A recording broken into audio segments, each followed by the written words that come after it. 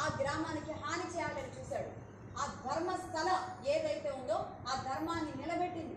నిజంగా అక్కడ ఎవరు తప్పు చేశారు, ఎవరు అబద్ధాలు ఆడుతున్నారు, ఎవరు ధర్మస్థల జోలికి వచ్చారో ఆ మంజునాథుడే కన్నెర చేసింటారు.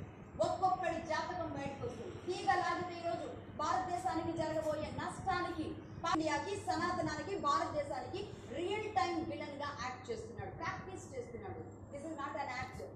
ఇప్పుడు ప్రాక్టీస్ చేస్తున్నాడు. ఇతను ఎలా ప్రాక్టీస్ చేస్తున్నాడు అంటే ఇలాంటి విషయాలు తయారు. ప్రకాష్ రాజ్ని అరెస్ట్ చేయాలి. ఒక విలన్ గా తనని ప్రజలు ఆదరించారు, కానీ ఇప్పుడు రియల్ టైం విలన్ గా ప్రాక్టీస్ చేస్తే కనుక అతడి కళ్ళల్లో, అతడి మాటల్లో, అతడి బిహేవియర్ లో ప్రకాష్ రాజ్ని అరెస్ట్ చేసి ఇంటరాగేట్ చేయాలి. ప్రజలే చేస్తారు. ఈనాటి వరకు ఇలాంటి చీడ పురుగులని అరెస్ట్ చేసి ఇంటరాగేట్ చేస్తే తీగ లాగితే డొంకంతా కదిలినట్టుగా అవుతుంది. ప్రకాష్ రాజ్ లాంటి చీడ పురుగుని అరెస్ట్ చేయాలి. కాక్రోచ్కి బ్యాక్ బోన్గా ఉంటున్నాడనే డౌట్ కూడా వస్తోంది. ప్రకాష్ రాజ్ని అరెస్ట్ చేసి వాడిని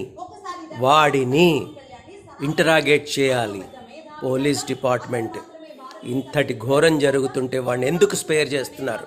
ప్రకాష్ రాజ్, యు బ్లడీ కుక్క.